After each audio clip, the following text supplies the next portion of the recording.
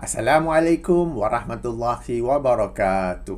Dalam video ini ingin saya ulas sebuah komen sebagaimana tangkap layar di sebelah daripada username Ujang Sekeluarga, di mana beliau menulis, kita hidup bukan semata-mata untuk beribadah ritual semata-mata. Perkataan Al-Ma'ruf dan Al-Munkar pada Al-Quran surah Ali Imran ayat 110 bukanlah hanya bermaksud seperti mana yang Kapten Hafiz terjemahkan. Kapten telah menimpakan dalam kurungan impose maksud yang sangat sempit dan di luar konteks semata-mata untuk membolehkan beliau bercerita seterusnya. Amboi, tu dia komen dia ya. Komen ini adalah untuk video saya yang berjudul Mana Lebih Utama, Larang Bid'ah atau Larang Arak.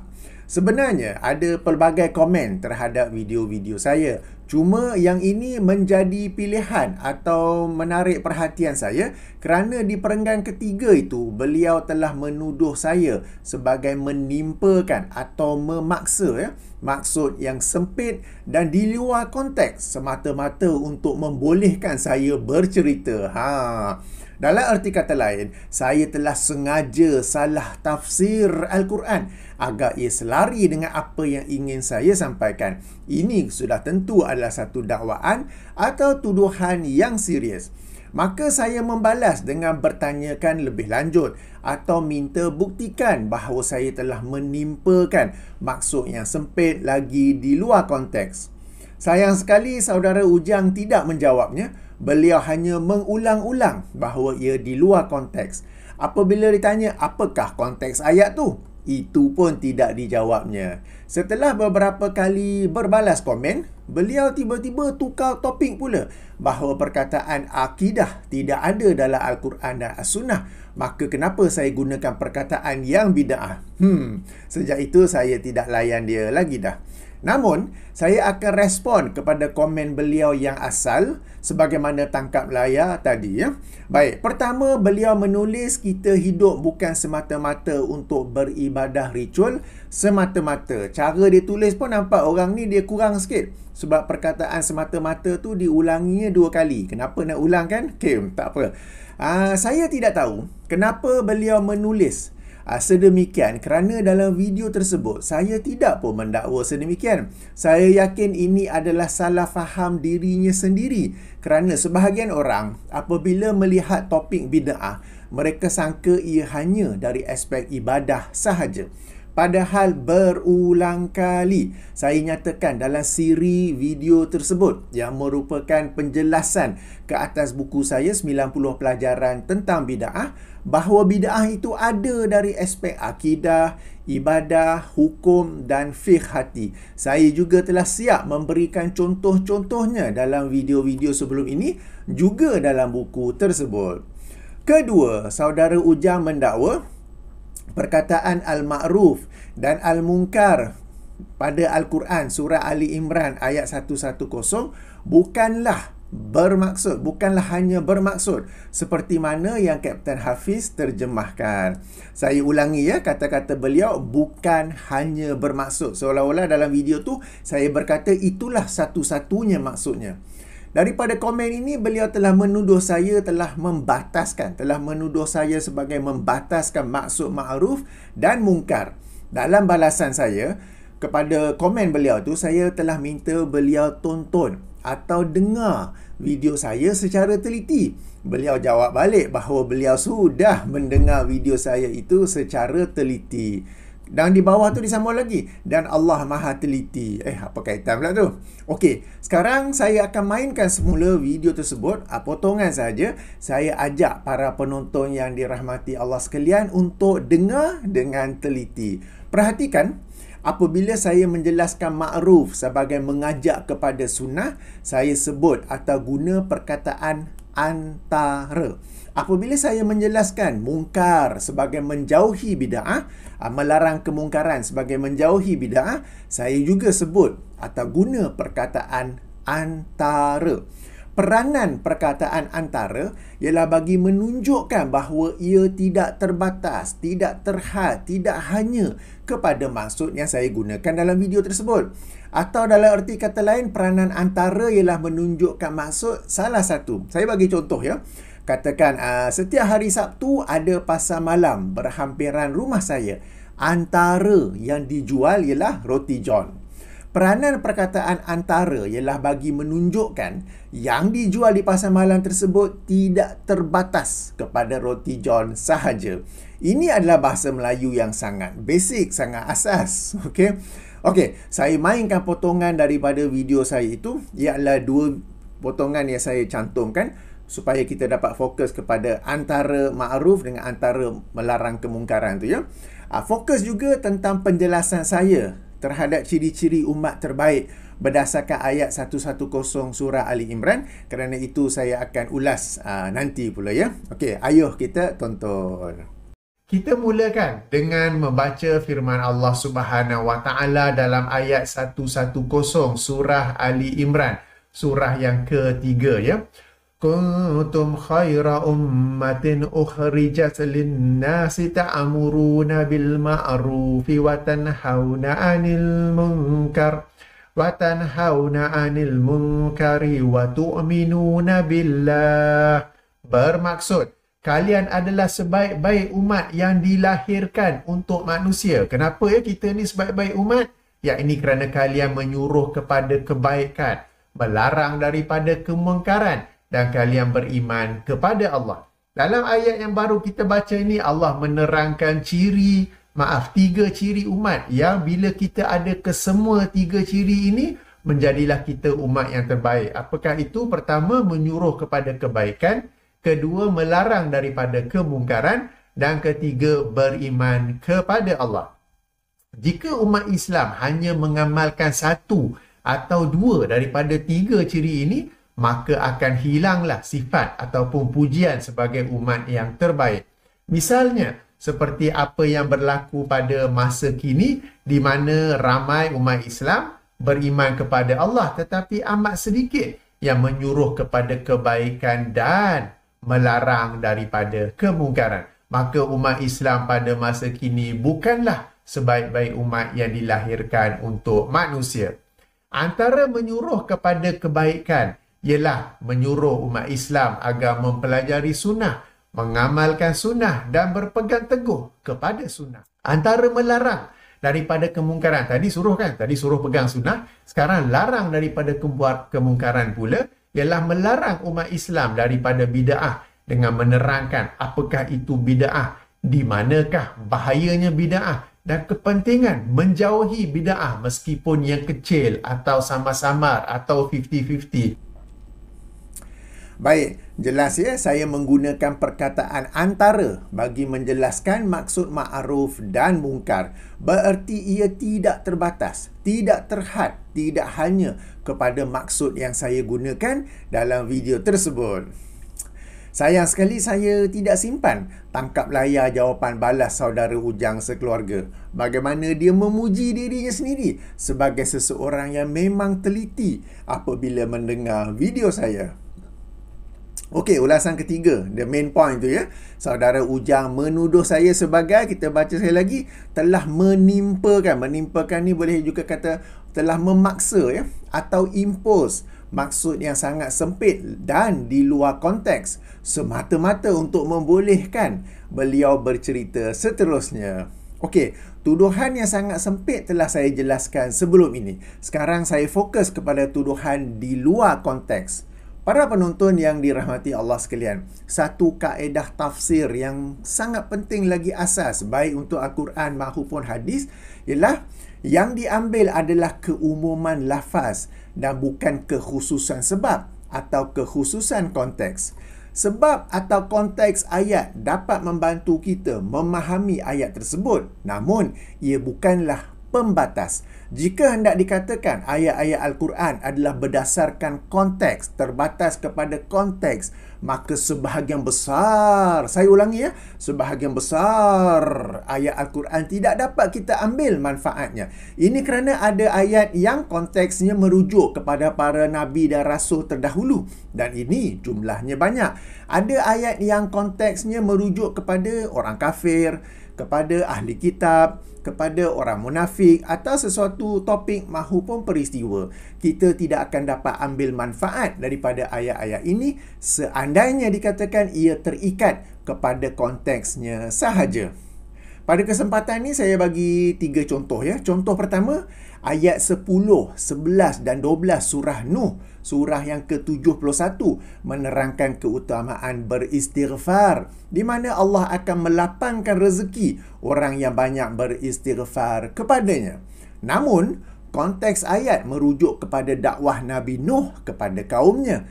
Maka jika Al-Quran itu dibatasi dengan konteks, maka keutamaan beristighfar bukan untuk kita umat Muhammad, tetapi hanya untuk mereka umat Nabi Nuh. Contoh kedua, ayat kedua surah At-Talaq, surah yang ke-65 menerangkan bahawa sesiapa yang bertakwa kepada Allah, Allah akan memberinya jalan keluar daripada masalah yang dihadapinya dan pelbagai keutamaan lain bagi orang yang bertakwa. Sila rujuk ya daripada ayat kedua hingga ayat ke-5. Namun, konteks ayat merujuk kepada perceraian suami isteri, baik sebelum, semasa atau selepas. Maka jika Al-Quran dibatasi dengan konteks, maka semua keutamaan orang yang bertakwa tidak akan diperolehi oleh mereka yang bukan dalam proses perceraian. Contoh ketiga, Allah SWT berfirman dalam ayat 216 surah Al-Baqarah yang maksudnya, dan boleh jadi kamu benci kepada sesuatu padahal ia baik bagi kamu, dan boleh jadi kamu suka pada sesuatu padahal ia buruk bagi kamu. Dan ingatlah, Allah jua yang maha mengetahui sedangkan kamu tidak mengetahui. Ayat ini bersifat umum sehingga dengan itu kita terima dan beriman kepada semua takdir Allah, semua hukum hakam, semua syariat Allah. Kita terimanya ya, sebab kita tak akan faham ya. Namun, kita tidak akan faham hikmah di sebaliknya. Namun, konteks ayat merujuk kepada perintah perang. Maka seandainya Al-Quran itu dibatasi dengan konteks, maka boleh saja kita persoalkan apa-apa takdir atau hukum kecuali perintah perang. Nampak tak betapa yang sebenarnya menyempitkan Al-Quran adalah mereka yang berkata sesebuah ayat hendaklah difahami berdasarkan konteksnya. Dan kesalahan ini tidak terhad kepada saudara Ujang sekeluarga saja. Sebelum ini pun ada seseorang itu yang kita kenali, kalau orang lama di channel YouTube saya kenali sebagai Mr. Potato. Dia pun pernah menuduh saya salah tafsir Al-Quran kerana dia membataskan sesuatu ayat itu kepada konteksnya saja. Okay? Bila saya jelaskan pun dia kata saya spin pula, padahal yang saya jelaskan itu adalah berdasarkan kaedah-kaedah dalam ilmu tafsir. Oleh itu, saya ulangi bahawa kaedah dalam ilmu tafsir ialah sesuatu ayat diambil kefahaman berdasarkan keumuman lafaz dan bukannya kekhususan sebab, melainkan terdapat qarinah atau petunjuk bahawa ayat tersebut memang terikat dengan sebab atau konteksnya. For you to say that it is tied to the context, you have to give proof, or else we take what is the general meaning from that particular ayat. Okey, itu dari sudut contoh-contoh dan teori ataupun kaedahnya. Sekarang saya akan buktikan kaedah ini bagi ayat 110 surah Ali Imran ya. Yang ini firman Allah Subhanahu wa taala, kuntum khaira ummatin ukhrijat linnas. Okay, yang bermaksud kamu adalah sebaik-baik umat yang dilahirkan bagi manusia. Jika hendak diikutkan konteks ayat, kamu di permulaan ayat ini merujuk kepada umat Islam ketika ayat ini diturunkan. Yang ini Rasulullah SAW dan para sahabat radhiyallahu anhum. Namun, ketika mentafsirkan ayat ini, imam tafsir yang terkenal, yang ini Imam Ibnu Katsir rahimahullah berkata, sila rujuk tangkap layar di sebelah saya daripada perisian Maktabah Syamilah yang telah saya warnakan biru itu ya. Ayuh sama-sama kita baca. yukhbiru ta'ala an hazihil ummatil muhammadiyyati bi annahum khairul umami faqala ta'ala kuntum khaira ummatin ukhrijat linnas. Maksudnya Allah Ta'ala mengkhabarkan tentang umat Muhammad ini, bukan para sahabat saja, bukan Rasulullah saja, tapi umat Muhammad ini, bahawa mereka adalah sebaik-baik umat. Untuk itu Allah Ta'ala berfirman, maksudnya kamu adalah sebaik-baik umat yang dilahirkan bagi manusia. Perhatikan bahawa Imam Ibn Kathir berhujah dengan keumuman ayat, bahawa ia merujuk kepada seluruh umat Muhammad dan bukan khusus kepada Rasulullah dan para sahabat. Perkara ini beliau ulangi beberapa perenggan kemudian, beberapa perenggan di bawah. Secara lebih terperinci, sila rujuk tangkap layar di sebelah yang saya warnakan biru tu. Ayo sama-sama kita baca. Wasahihu anna hazihil ayata ammatun fi jami'il ummati kullu qarnin bihasbihi wa khairu qurunihimul lazina bu'isa fihim Rasulullah sallallahu alaihi wasallam summal lazina yalunahum summal lazina yalunahum. Bermaksud dan yang sahih. Bila Ibn Katsir mulakan dengan wasahihu dan yang sahih, bererti memang di sana ada pendapat yang kata ayat ini merujuk kepada Rasulullah dan para sahabat saja. Bahkan saya semak kitab tafsir, ada juga pendapat yang lebih menyempitkan. Kalau kata sempit, ia hanya merujuk kepada para muhajirin, yang ini mereka yang berhijrah dari Mekah ke Madinah. Kitab-kitab tafsir yang besar, mereka memang menghimpun beberapa pandangan, beberapa pendapat ataupun semua pendapat yang ada, kemudian di akhirnya mereka berikan kesimpulan. Dan di sini Ibn Katsir memberikan kesimpulan wasahihu anna hazihil ayata ummatun fi jami'il ummati. Okay? Dan yang sahih bahawa saja ayat ini umum pada seluruh jami' ni keseluruhan ataupun seluruh umat ini, pada setiap generasinya. Okay, pada setiap generasinya, dan sebaik-baik generasi mereka ialah orang-orang yang Rasulullah SAW diutus di kalangan mereka, kemudian orang-orang sesudah mereka, dan kemudian orang-orang sesudah mereka. Maknanya ayat 110 surah Ali Imran ini menunjukkan, menerangkan bahawa umat Islam ini memang umat terbaik.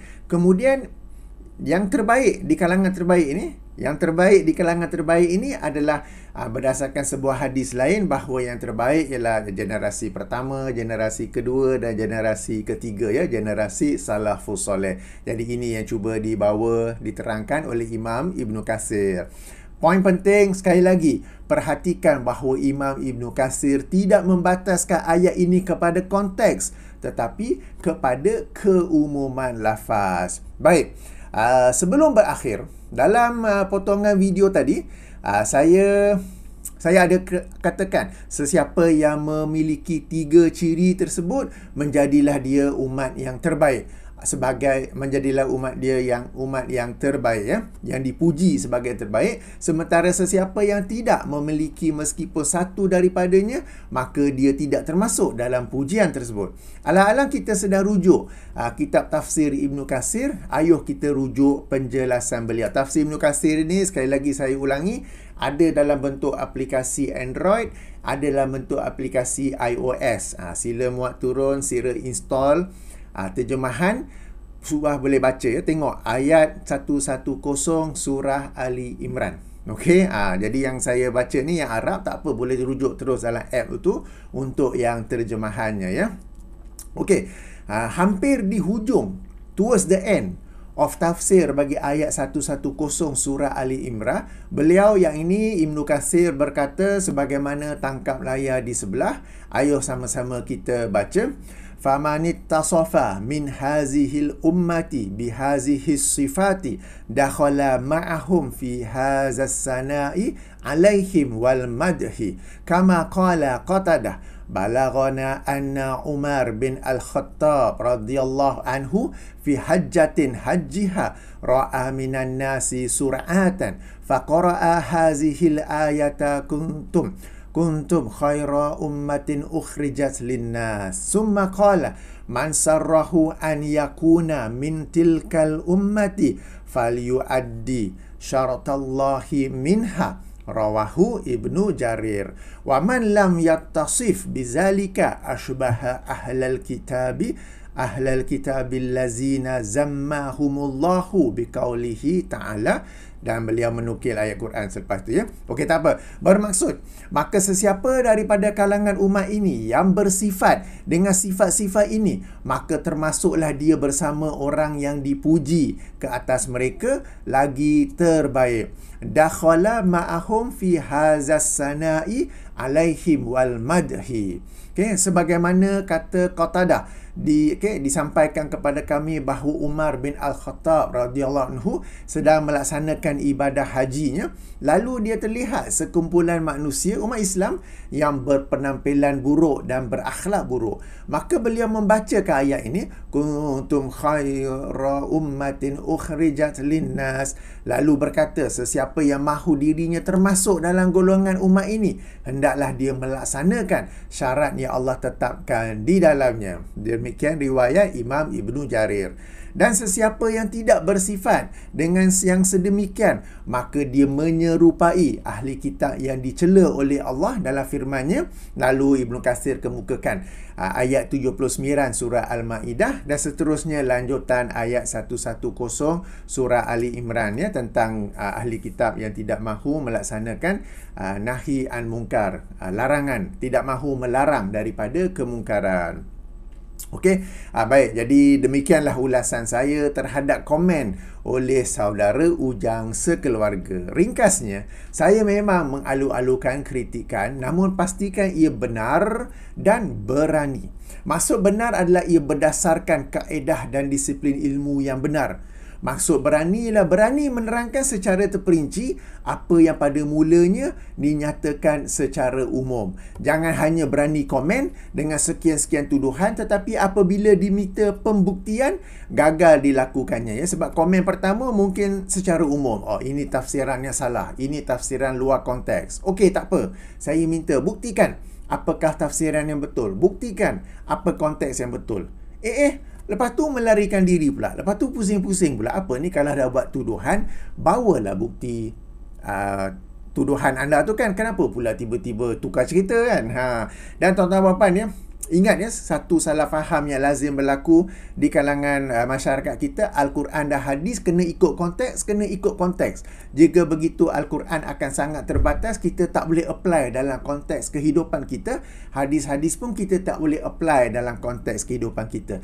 Maka sekali lagi saya ulangi kaedahnya, yang diambil adalah keumuman lafaz, bukannya kekhususan sebab, bukannya kekhususan konteks, melainkan terdapat qarinah, terdapat bukti, terdapat bukti. Qarinah ni bahasa Inggeris kita sebut clue, bahawa ayat Quran tersebut, hadis tersebut memang sepatutnya difahami ikut konteksnya sahaja. Itu memang ada, tapi sedikit, tapi kebanyakannya umum, ya. Sebagaimana ayat ketiga 110 ini, kuntum tu memang dari sudut konteks merujuk kepada mereka yang ketika ayat ini diturunkan, yakni Rasulullah dan para sahabat. Tetapi sebagaimana yang kita rujuk dalam tafsir Ibnu Katsir, beliau kata yang sahih yang merujuk kepada seluruh umat ini, kan.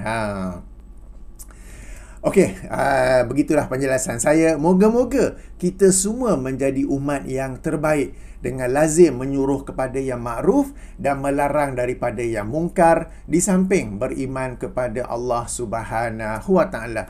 Saya yakin di kalangan para penonton yang dirahmati Allah, kita sudah tahu apa yang ma'ruf, apa yang mungkar. Kita semua beriman kepada Allah dan kita sudah tahu apa yang ma'ruf. Ma'ruf ni apa yang baik, apa yang betul di sisi syariat Islam. Mungkar ni pula apa yang salah, apa yang diingkari oleh syariat Islam. Namun, bila kita nampak kemungkaran, kita tak mahu melarangnya. Bila kita nampak ada sesuatu yang ma'ruf yang kita patut suruh ajak orang, kita tidak melakukannya. Kenapa? Nafsi-nafsi diri masing-masing saja. Kan aku tegurkan, orang kata aku ni ustaz. Aku tegurkan, orang kata aku ni wahabi. Jadi kita tahu sebelum kita nak sebut tu, syaitan datang dengan 10, 20, 30 alasan not to say anything, just keep quiet, none of your business, kubur masing-masing, macam-macam kan. Engkau ni ustaz ke? Engkau ni tiba-tiba jadi ustaz ke kan? Akhirnya semua orang diam. Maka terkeluarlah pujian ini daripada kita sebagai umat terbaik. Jadi kalau kita nak jadi umat terbaik, kita nak jadi individu Muslim yang terbaik selain daripada beriman kepada Allah, hendaklah kita melaksanakan amar ma'ruf dan nahi munkar. Dah tentu kita melaksanakannya secara hikmah, melaksanakannya dengan menimbang-nimbang antara maslahat dan mudarat. Tapi at least do it. Jangan, nantilah, aku tunggulah masa yang sesuai. Nantilah bila sedang mengopi ke, mengetih ke, aku tegurlah nanti. Akhirnya tak tegur pun. Yang terbaik, nampak terus tegur. Orang tu lepas tu tak nak jadi kawan kita, biarlah dia, tak apa. Sebab kawan yang sebenar ialah bila dia nampak kita buat benda salah, dia tegur. Dan kalau dia nampak ada benda betul yang kita patut buat, tak buat, dia terus nasihatkan. Itu kawan yang sebenar. Kawan yang palsu ni, dia buat diam je. Biarlah dia buat diam saja kan. Jadi ayuh kita renungi ayat ini dan kita upgrade diri kita untuk menjadi seorang Muslim yang terbaik. Kita memang beriman kepada Allah, tetapi yang menyuruh kepada ma'ruf dan melarang kepada kemungkaran itu mungkin masih malu-malu, mungkin masih slow, mungkin macam saya kata tadi lah, macam-macam alasan. Dan salah satu alasan yang tak sepatutnya ada ialah kita nak immediate result. Aku tegur dia, aku nak dia berubah terus. Tapi tengok tak ubah. Lain kali tak payahlah tegur kan. Padahal mungkin lagi sebulan, mungkin lagi setahun, mungkin lagi 10 tahun baru dia nak ikut apa yang kita tegur. Dan bila dia ikut tu, dia ingat kawan aku dulu 10 tahun dulu dah tegur dah, aku tak buat dulu. Kan? So kita tegur, kita amar ma'ruf, kita larang daripada kemungkaran kerana Allah. Bukan kerana nak orang itu terus berubah serta-merta. Sama juga saya buat video. Saya tak expect orang yang menonton akan terus berubah. Mereka mungkin komplain, mereka mungkin mengkritik dan sebagainya. Tapi kita tak tahu satu masa nanti mereka akan berubah. Bukan kerana mengikuti saya, tetapi kerana mengikuti dalil-dalil hujah-hujah yang saya sampaikan. Baik. Saya tutupi dengan subhanakallahumma wa bihamdika asyhadu an la ilaha illa anta astaghfiruka wa atubu ilaika. Assalamualaikum warahmatullahi wabarakatuh.